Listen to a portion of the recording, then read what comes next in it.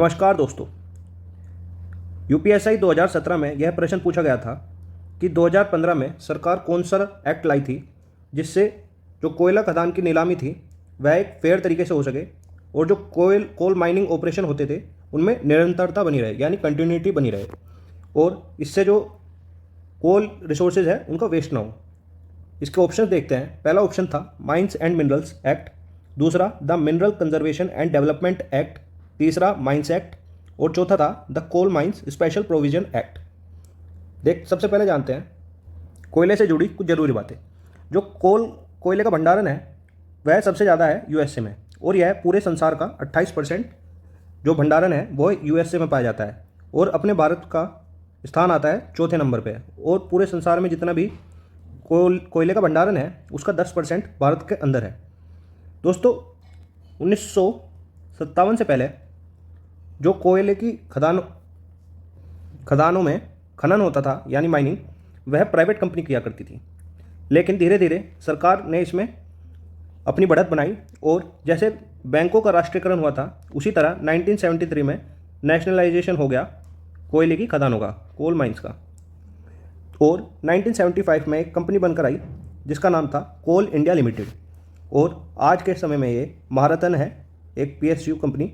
और यह ऐसी कंपनी है जो पूरे विश्व में सबसे ज़्यादा कोल बनाती है। अब बात करते हैं यह कितना कोल बनाती है।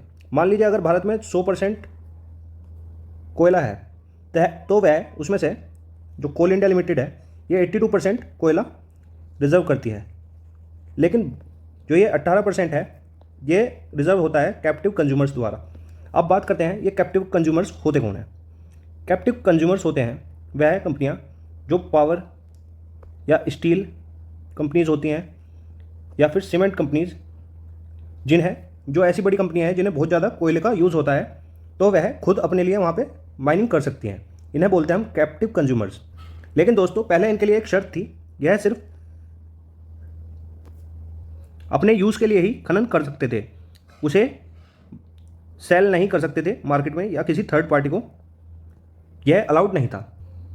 तो जो कोल इंडिया लिमिटेड कंपनी है इसकी जो मोनोपोली थी उससे एक नुकसान जो हो रहा था वह यह था कि जो हमारे पास पूरा भंडारण था वो हम टोटल मतलब जितना कर सकते थे कोल का खनन उतना नहीं हो पा रहा था। अब बात करते हैं इसकी नीलामी से जुड़े हुए कुछ बातें। अगस्त 2014 में सुप्रीम कोर्ट ने 214 कैप्टिव माइंस की नीलामी को इलीगल बताकर रद्द कर दिया और यह कोयला घोटाला बनकर सामने आया, कोल स्कैम। तो दोस्तों इसके लिए जो एनडीए सरकार थी हमारी बीजेपी सरकार, यह एक ऑर्डिनेंस लाई और इसने एक पास किया coal mines special provision act 2015। इसके उद्देश्य क्या थे? पहला तो यही कि उनकी नीलामी में एक फेयर कंपटीशन बना रहे, दूसरा जो माइनिंग ऑपरेशन है उसमें निरंतरता बनी रहे और तीसरा था कि ऑप्टिमम यूटिलाइजेशन हो सके जो कोल रिसोर्सेज हमारे पास उपलब्ध हैं। अब इसमें इन्होंने 3 शेड्यूल बनाए। पहले शेड्यूल में रखा गया 204 माइंस को जिन्हें सुप्रीम कोर्ट ने जिनकी नीलामी को कैंसिल कर दिया था, और शेड्यूल 2 में 42 माइंस को रखा गया जो कि पहले से ही कोल प्रोड्यूस कर रही थी या उन्हें कोल प्रोड्यूस तैयार कर सकती थी, वो तैयार थी मतलब कोल प्रोड्यूस करने के लिए। और तीसरी जो शेड्यूल थी उसमें रखा गया 32 माइंस को जो अभी डेवलपमेंट के स्टेजेस पर थी। इस एक्ट से फ़ायदा क्या हुआ?